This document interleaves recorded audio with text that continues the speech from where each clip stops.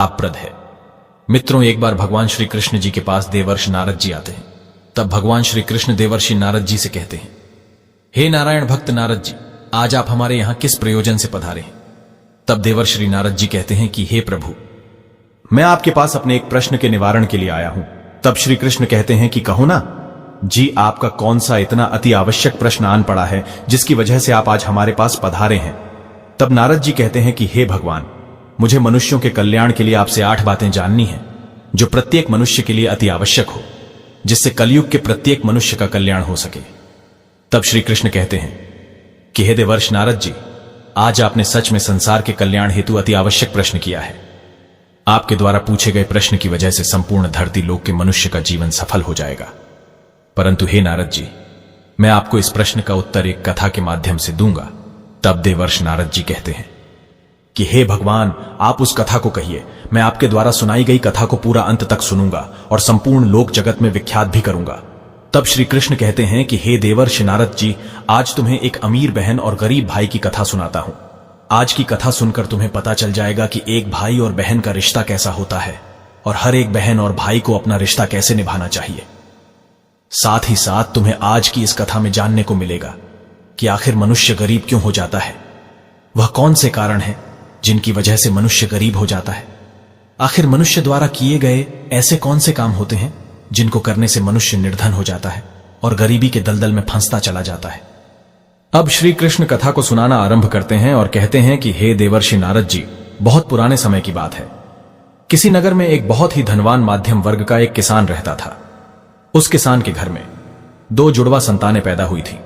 उन दोनों जुड़वा संतानों में से एक पुत्र था और दूसरी जो संतान थी वह पुत्री थी। उस किसान ने अपने पुत्र का नाम राहुल रखा और अपनी पुत्री का नाम चित्रा रखा। इधर जब उस किसान की संतानें बड़ी होने लगी, धीरे धीरे जब उनकी आयु 1 दिन विवाह के योग्य हो गई, तो किसान को अपने बच्चों की विवाह की चिंता सताने लगती है। एक दिन किसान किसी कार्य से अपने पड़ोस के एक शहर में जाता है, तो वहां पहुंचकर एक व्यापारी का पुत्र उसे पसंद आ जाता है और उस व्यापारी के पुत्र के साथ में वो अपनी बेटी चित्रा का विवाह कर देता है।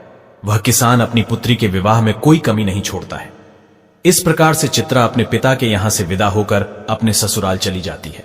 उस किसान ने अपने बेटी को विदा करने के बाद वह अपने पुत्र के विवाह के बारे में सोचने लगता है। उसके मन में यह चल रहा था कि बेटी तो मेरी अपने घर की हो गई, अब मुझे अपने पुत्र का विवाह कर देना चाहिए। यदि मेरे पुत्र का विवाह हो गया तो मैं अपना बचा हुआ शेष जीवन अपनी बहू बेटियों के साथ में रहकर आराम से व्यतीत करूंगा। अब श्री कृष्ण कहते हैं कि हे देवर्षि नारद जी, ईश्वर की लीला बड़ी विचित्र है। परमात्मा न जाने कब किसको धनवान बना दे और कब किसके लिए गरीबी का द्वार खोल दे, इसके बारे में कोई नहीं जानता। अब उस धनवान किसान के साथ भी कुछ ऐसा ही होता है। एक दिन वह किसान एक बड़ी भयानक बीमारी की चपेट में आ जाता है। जब इधर किसान का पुत्र अपने पिता की ऐसी हालत देखता है तो अपने पिता की ऐसी हालत को देखकर वह बहुत ही ज्यादा दुखी हो जाता है और उसके बाद में अपने पिता का अच्छे से अच्छे वैद्य से इलाज करवाता है और अपने पिता के लिए महंगी से महंगी दवाइयां लेकर आता है। परंतु उसके पिताजी की हालत में कोई सुधार नहीं हो रहा था। धीरे धीरे उस किसान की धन संपत्ति सारी पिता के इलाज में चली गई। इस प्रकार अपने पिता का इलाज कराते हुए उस किसान का पुत्र अब गरीबी के कगार पर आकर खड़ा हो जाता है। परंतु फिर भी पिता की हालत में किसी प्रकार का कोई सुधार नहीं होता। जब कोई भी दवाई उस किसान की बीमारी में काम नहीं करती है, तो एक दिन वह किसान अपने बेटे को अपने पास बुलाता है और अपने बेटा राहुल से कहता है कि है पुत्र, जब भी कोई काम मनुष्य के सामर्थ्य से बाहर हो जाए या फिर उस काम का कोई समाधान ना मिले, तो फिर ऐसे समय में उस काम को ईश्वर के भरोसे छोड़ देना चाहिए। इसलिए पुत्र, अब तुम मेरी चिंता छोड़ो और तुम अब अपने भविष्य के बारे में सोचो। मेरा क्या है, आज नहीं तो कल मुझे इस संसार को छोड़कर जाना ही है, परंतु तुम्हारे सामने तो तुम्हारी पूरी जिंदगी पड़ी है। मैंने तो अपने दिन बहुत ही अच्छे से जिए हैं, इसलिए हे पुत्र, अब तुम मेरी चिंता करना छोड़ो और अपना विवाह करके अपनी घर गृहस्थी बसा लो। अपने पिता के मुख से इन बातों को सुनकर राहुल एकदम चुप हो जाता है। अब राहुल आखिर बेचारा कर भी क्या सकता था, उसके हाथ में कुछ नहीं था। साथ ही अब उसके घर में जो भी जमा पूंजी थी वो तो उसके पिता के इलाज में सारी की सारी पहले ही खर्च हो चुकी थी। अब राहुल अपने पिताजी से कहता है कि हे पिताजी, जैसा आपके लिए उचित लगे आप वैसा कीजिए। इसके बाद वह गरीब किसान अपने पुत्र की शादी एक गरीब घर की कन्या से करवा देता है। परंतु अब शादी के कुछ दिन बाद ही उस किसान की मृत्यु हो जाती है। इधर पिता की मृत्यु के बाद राहुल अपने पिताजी का पूरी रीति रिवाज से अंतिम संस्कार करता है। राहुल के पास जो कुछ था, खेत खलिहान, सब कुछ पिता की बीमारी के इलाज में पहले ही जा चुका था, और अब राहुल के पास जो कुछ भी जमा पूंजी बची हुई थी वह पिता के अंतिम संस्कार करने के बाद प्रीति भोज में समाप्त हो जाती है।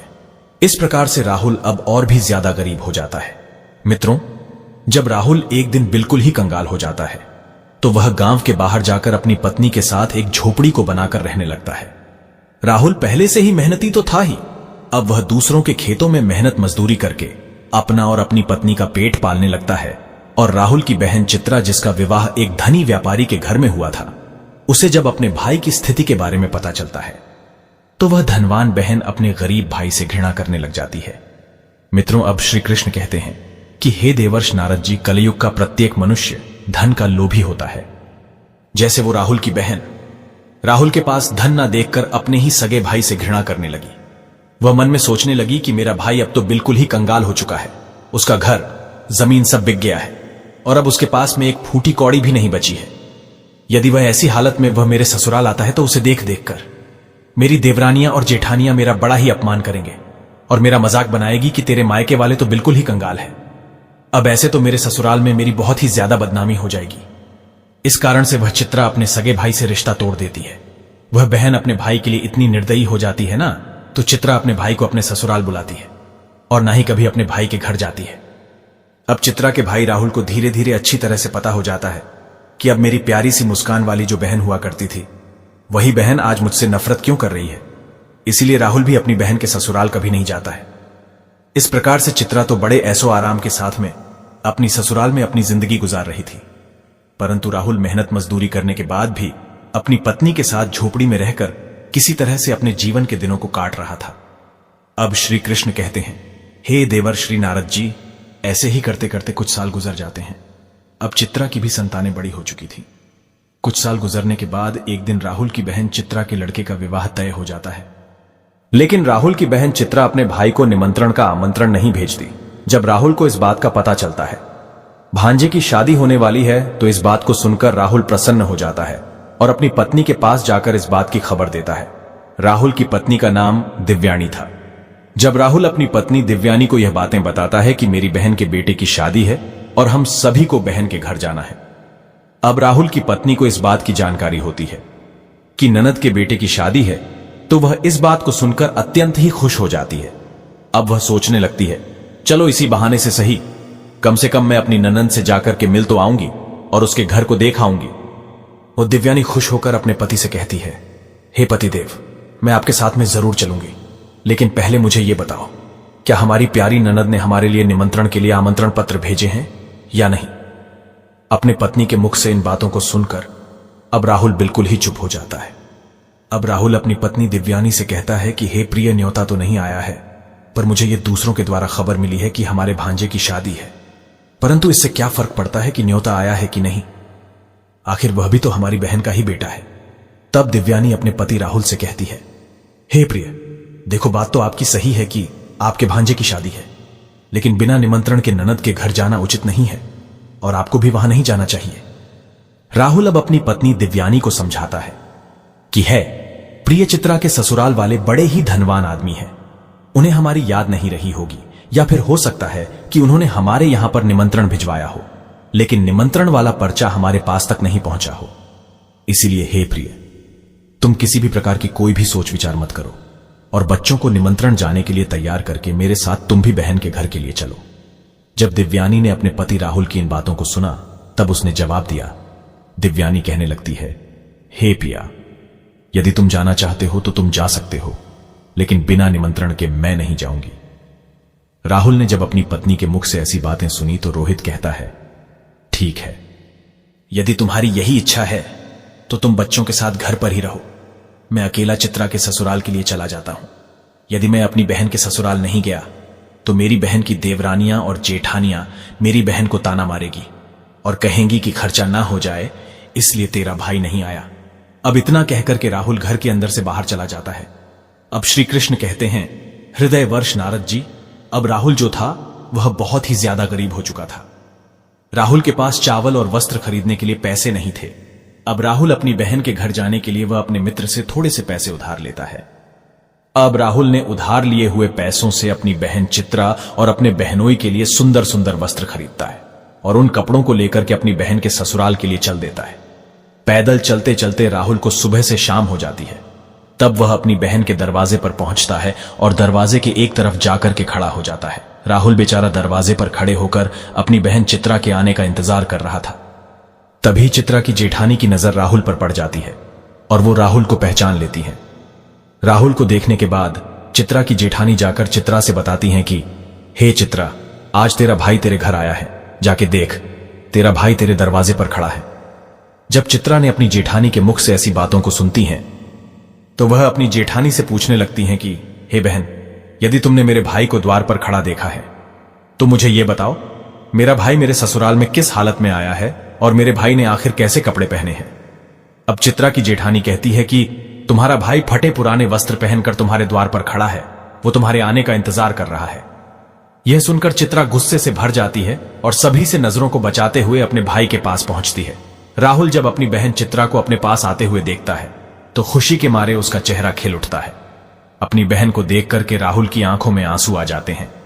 उसके बाद चित्रा अपने भाई को अपने साथ में लेकर सबकी नजरों से बचाते हुए अपने घर के अंदर सबसे अंदर ले जाती है और पूछने लगती है कि है भाई, तुम्हारे पास आखिर किसने निमंत्रण भेजा था जो तुम यहां चले आए। तब राहुल कहता है, बहना, तुमने तो अपने भाई को बिल्कुल भुला ही दिया है, परंतु मुझे किसी से पता चला कि मेरे भांजे की शादी है, इसीलिए मैं तुम्हारे लिए और तुम्हारे बेटे के लिए नए कपड़े लेकर आया हूं।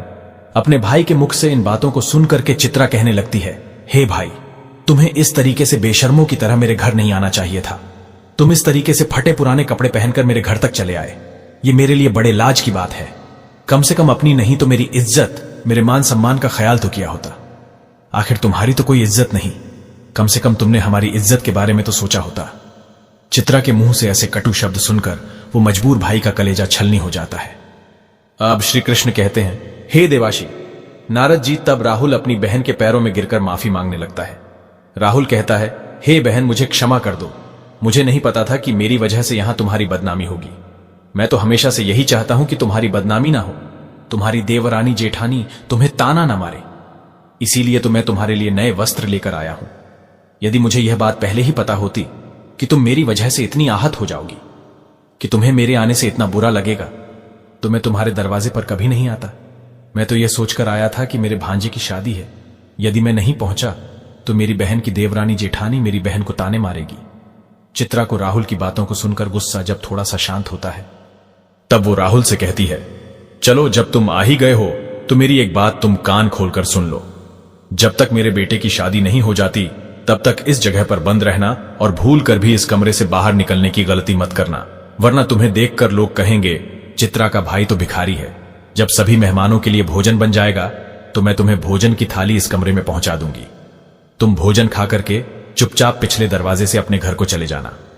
राहुल कहता है, ठीक है बहना, मैं आज रात को ही तुम्हारे घर से अपने गांव के लिए चला जाऊंगा, मगर मेरी तुमसे एक विनती है, मैं तुम्हारे लिए और जीजा जी के लिए जो कपड़े लाया हूं तुम उन कपड़ों को रख लो, उन्हें मैं तुम्हारे लिए बड़े प्यार से लाया हूं। चित्रा ने अपने भाई से कपड़ों को लेकर कमरे के बाहर चली जाती है और जाते समय बाहर से उस कमरे की कुंडी लगा जाती है। राहुल उस कमरे में बैठकर अपनी बहन के वापस आने का इंतजार करने लगता है। अब श्री कृष्ण कहते हैं, हे देवर श्री नारद जी। इधर राहुल उस कमरे में बैठा हुआ अपनी बहन के लौटने का इंतजार कर रहा था कि मेरी बहन मुझे भोजन खिलाने के लिए लौटकर वापस आती ही होगी, आज तो मुझे स्वादिष्ट भोजन खाने को मिलेगा। परंतु राहुल को क्या पता था कि वो निर्मोही बहन अपने भाई को उस कमरे में बंद करके अपने घरेलू काम धंधे में लग चुकी है और भाई के लिए भोजन देना भूल चुकी है। ये राहुल की बहन चित्रा शादी के काम धंधे में इतनी ज्यादा खो जाती है कि अब उसे याद ही नहीं रहता कि मेरा भाई मेरे यहां कमरे में बंद है और वह मेरे लौटने का इंतजार कर रहा है। अब जैसे जैसे समय बीतने लगता है, भूख प्यास की वजह से राहुल अब छत पटाने लगता है और उसकी हालत भी खराब होने लगती है। तब राहुल अपनी बहन को आवाज लगाता है, लेकिन उसकी आवाज को कोई भी नहीं सुनता है। चित्रा का घर बहुत बड़ा था। चित्रा ने अपने भाई को सबसे किनारे वाले कमरे में बंद किया था और उधर कोई आता जाता भी नहीं था और चित्रा शादी की रस्मों में व्यस्त थी। इस तरह से राहुल को उस कमरे में पड़े पड़े 2 दिन बीत जाते हैं। अब श्री कृष्ण कहते हैं कि हे देवर श्री नारद जी, अब इधर राहुल को पत्नी और बच्चों की याद आती है। राहुल सोचता है यदि यहां कोई नहीं आया तो मैं भूखा प्यासा इसी कमरे में मर जाऊंगा। यदि मैं मर गया तो मेरे पत्नी सहित बच्चों का क्या होगा? मेरे ना होने पर कैसे मेरी पत्नी बच्चों का पालन पोषण करेगी? यही सब कुछ सोचते सोचते और कमजोरी की वजह से राहुल बेहोश होने लगता है। तभी किसी काम की वजह से चित्रा की जेठानी कमरे के पास से गुजरती है। जब राहुल के कानों में किसी के आने की आवाज सुनाई देती है, राहुल अपनी पूरी ताकत से उस कमरे का दरवाजा पीटने लगता है। जब चित्रा की जेठानी के कानों में उस दरवाजे को पीटने की आवाज जाती है तो वो दरवाजे को खोलकर देखती है तो अंदर राहुल को देखकर वह चौंक जाती है और राहुल से पूछने लगती है, हे भाई, तुम्हें इस कमरे में किसने बंद किया है? राहुल इस बात का कोई जवाब नहीं देता है क्योंकि वह अपनी बहन को उसकी ही जेठानी की नजरों में गिराना नहीं चाहता था। परंतु जब चित्रा की जेठानी ने दोबारा पूछा तो राहुल झूठ मूठ कह देता है कि मैं इस कमरे में आराम कर रहा था। तभी किसी ने गलती से बाहर से दरवाजे की कुंडी लगा दी और मैं इस कमरे में बंद हो गया। बहन, यदि तुम आज नहीं आती तो मेरे प्राण आज चले जाते। और इतना कहने के बाद राहुल घर के पिछले दरवाजे से चुपचाप बाहर निकलकर चला जाता है। राहुल बेचारा 3 दिन का भूखा प्यासा था। वह चुपचाप अपने घर की तरफ को चल देता है। अंत में वह चलते चलते काफी दूर निकल जाता है तो भूख प्यास के मारे उससे ठीक से रास्ते पर चला भी नहीं जा रहा था। उसे एक कदम चलते ही चक्कर आने लगता है। जब राहुल चलते चलते खूब थक जाता है और जैसे ही राहुल का सिर चकराता और वह जमीन पर गिरने वाला होता है, तभी वहां पर कहीं से एक बूढ़ी औरत आ जाती है और वह बूढ़ी औरत राहुल के गिरने से पहले ही राहुल को पकड़ लेती है। अब श्री कृष्ण कहते हैं, हे देवर्ष नारद जी, जब कुछ घंटे बाद राहुल को दोबारा होश आता है तो राहुल स्वयं को एक बूढ़ी औरत की गोद में लेटा हुआ पाता है। वह बूढ़ी औरत एक पंखा लेकर उसको हवा कर रही थी। होश आने के पश्चात राहुल खड़ा हो जाता है और खड़े होने के बाद में उस बूढ़ी औरत से कहता है, हे मां, तुम कौन हो? मित्रों, अब श्री कृष्ण कहते हैं, हे देवर श्री नारद जी, जिस बूढ़ी मां की गोद में वह बेचारा राहुल लेटा हुआ था, वह बूढ़ी मां साक्षात देवी मां थी, क्योंकि राहुल की पत्नी सुशीला रोज उस देवी मां की पूजा किया करती थी और पूर्ण श्रद्धा से भाव से देवी मां की भक्ति किया करती थी।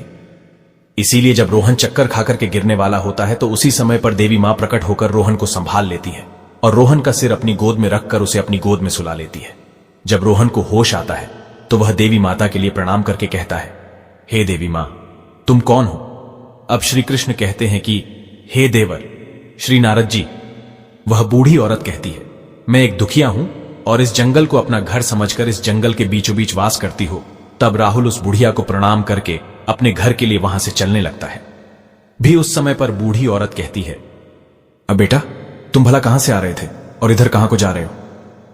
तब राहुल बताता है, हे मां, मेरे भांजे की शादी थी, इसी वजह से मैं अपनी बहन के घर गया हुआ था और इधर मेरा गांव है, मैं इधर अपने गांव के लिए जा रहा हूं।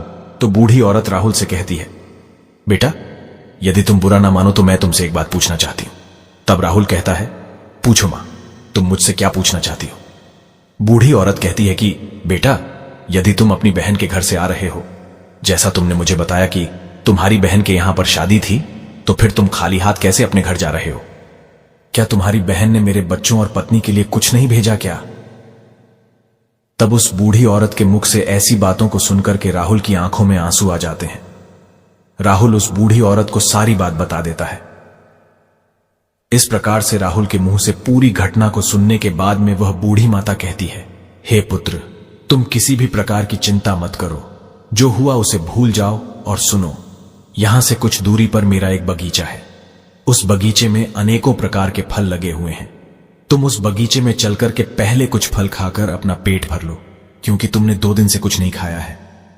जब तुम्हारा पेट भर जाए तो कुछ फल तुम अपनी पत्नी और बच्चों के लिए भी तोड़ कर रख लेना। जब तुम्हारी पत्नी और बच्चे जब भी तुमसे मिलेंगे तो पूछेंगे कि तुम अपनी बहन के ससुराल से क्या लेकर के आए हो, तो तुम कह देना, मेरी बहन ने तुम्हारे लिए फल भेजे हैं। ऐसा करने से तुम अपनी पत्नी और बच्चों के सामने शर्मिंदा होने से बच जाओगे और इससे तुम्हारी मान प्रतिष्ठा भी बची रहेंगी। राहुल इस प्रकार से जब बूढ़ी औरत की इन बातों को सुनता है तो वह उनकी बात मान करके राहुल बूढ़ी औरत के बगीचे में पहुंच जाते हैं। उस बगीचे में नाना प्रकार के फल लगे हुए थे।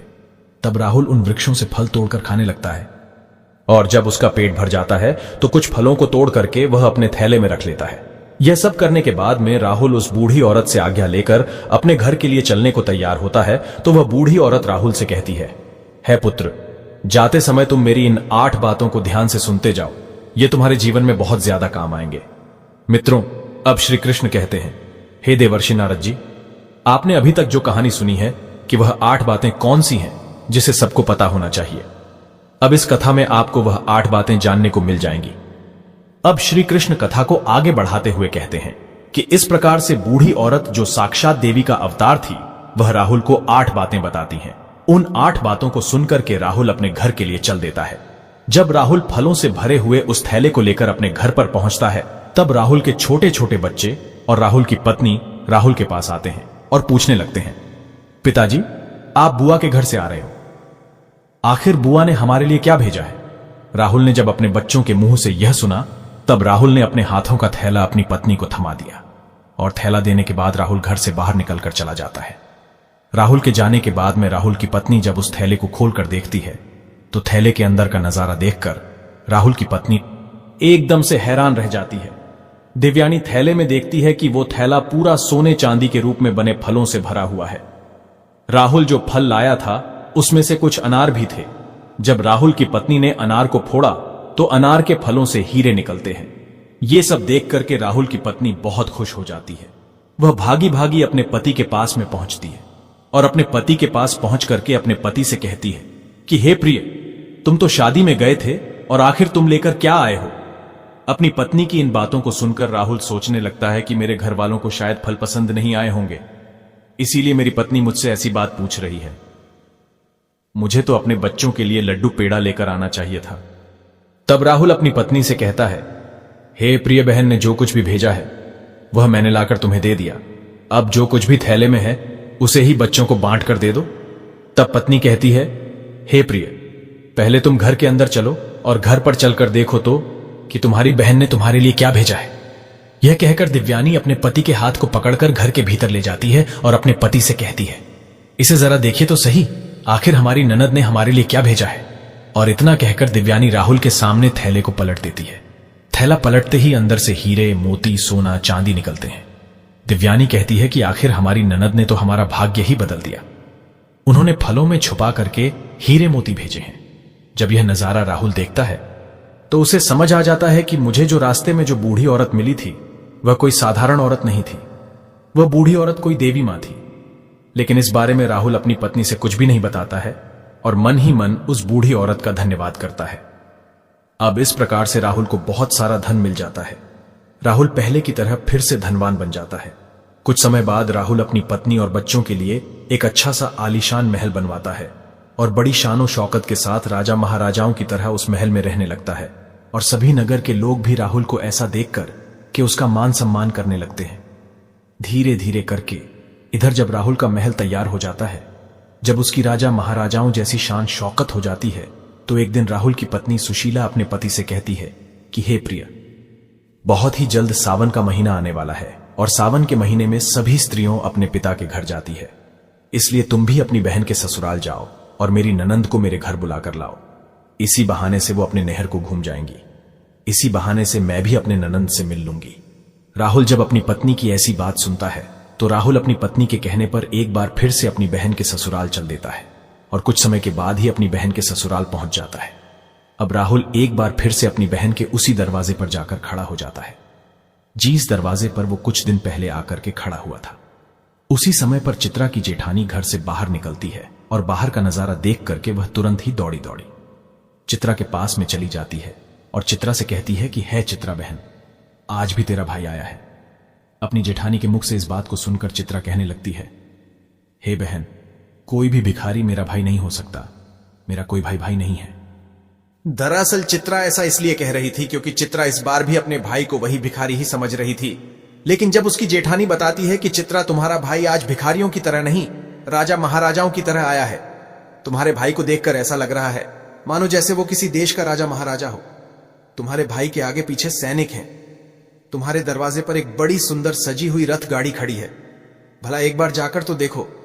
अब चित्रा ने अपनी जेठानी के मुख से इन बातों को सुनती है तो उसे अपनी जेठानी की बातों पर किसी प्रकार का कोई यकीन नहीं होता है और सच्चाई जानने के लिए अपने भाई को छुपकर देखने लगती है। जैसे ही चित्रा ने अपने भाई के उस रूप को देखा तो अपने भाई के ठाट बाट को देख करके चित्रा एकदम चकित रह गई। वह सोचने लगती है कि कल तक तो मेरा भाई बिल्कुल ही भिखारी था, उसके पास तो पहनने के लिए वस्त्र भी नहीं थे, फिर अचानक एकदम से वह इतना अमीर कैसे बन गया। अब तो राहुल की बहन चित्रा आरती का थाल सजाकर अपने भाई की आरती उतारने लगती है। उसके बाद में चित्र अपने भाई का बड़े ही आदर के साथ अपने घर में बुलाकर ले जाती है और अपने भाई से कहती है, हे भैया, मुझे क्षमा कर दीजिए, मेरी वजह से तुम्हें बहुत ज्यादा कष्ट और शर्मिंदगी उठानी पड़ी है। अपनी बहन के मुख से इन बातों को सुनकर राहुल कहने लगता है कि बहना, कोई बात नहीं, उस समय पर हमारे दिन कुछ अच्छे नहीं थे। तुम्हारी गलतियों के लिए मैंने तुम्हें पहले ही क्षमा कर दिया था। बहन, अब तुम इन बातों को छोड़ो और मेरे साथ मेरे घर चलने की तैयारी करो। बहन, मैं तुम्हें बुलवाने के लिए आया हूं, अब तुम्हें मेरे साथ में मेरे घर चलना है। तुम्हारी भाभी ने तुम्हें बुलवाने के लिए मुझे भेजा है। इतना सुनकर के चित्रा अब खुशी खुशी अपने भाई के घर पर चलने के लिए तैयार हो जाती है और तैयार होकर के चित्रा अपने भाई के रथ में बैठ जाती है। इस तरीके से जब राहुल की बहन अपने नहर में पहुंचती है तो अपने भाई की शानो शौकत को देखकर एकदम से दंग रह जाती है। वह देखती है कि एक भव्य आलीशान महल है और महल के अंदर अनेक प्रकार के नौकर चाकर लगे हैं और अन्न के भंडार भरे हुए हैं। कमला अपने भाई की ऐसी स्थिति को देखकर एकदम से हैरान रह जाती है और महल में पहुंचने के बाद राहुल की पत्नी भी अपनी ननद की खूब सेवा करती है। 7 दिनों तक अपनी पलकों पर बिठाकर रखती है। राहुल की पत्नी सुशीला को लगता था कि यह सब शानो शौकत हमारी ननद की वजह से है। अपनी ननद की मदद के कारण ही हम इस मुकाम पर पहुंचे हैं, क्योंकि राहुल ने कभी अपनी पत्नी को अपने अमीर होने की बात नहीं बताई थी। क्योंकि अब राहुल वह जानता था कि यह सब चित्रा की वजह से नहीं, देवी मां के आशीर्वाद से हुआ है। राहुल की पत्नी दिव्यानी इस बात से अवगत नहीं थी। यह सोच करके दिव्यानी अपनी ननद की खूब ज्यादा सेवा करती है और अपनी ननद का खूब ख्याल रखती है। कुछ दिन बीतने के बाद जब राहुल की बहन अपने ससुराल जाने को तैयार होती है तो राहुल की पत्नी दिव्यानी अपने पति से कहती है, हे प्रिय, कल तुम्हारी बहन अपने घर जाएगी, इसलिए तुम बाजार जाओ और बाजार जाकर अपनी बहन के लिए कोई अच्छा सा तोहफा लेकर आओ। अपनी पत्नी की इन बातों को सुनकर राहुल घर से चला जाता है और राहुल एक मोची की दुकान पर पहुंचता है और मोची से कहता है, हिमोंची भाई, मुझे अपनी बहन के लिए बोलने वाली जूती बनवानी है, क्या तुम मेरी बहन के लिए बोलने वाली जूती बना सकते हो? मोची कहता है, मैं बोलने वाली जूती तो बना दूंगा, लेकिन उसके बनवाने की बहुत कीमत लगेगी। तब राहुल कहता है, अब वह मोची से कहता है, भाई मैं तुम्हें मुंह मांगा पैसा दूंगा, लेकिन तुम ऐसी जूतियां बना दो कि वे जूतियां जब भी मेरी बहन पहनकर चले तो वे जूतियां बारी बारी से मैं आपको जो ये 8 बातें बताने वाला हूं उन 8 बातें को बोले।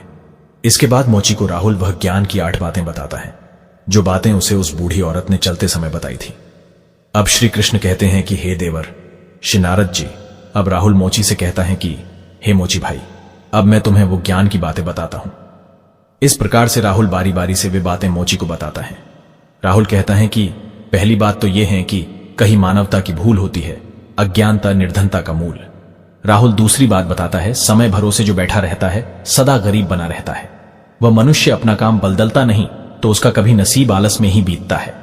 तीसरी बात, जो मनुष्य सदा ही परिवर्तनहीन कर्म करता वह भी सदैव निर्धन ही रहता है। चौथी बात यह है कि गरीबी से बड़ा है कोई अभिशाप नहीं है, इसलिए ज्ञान को हासिल करके अज्ञान को दूर करो।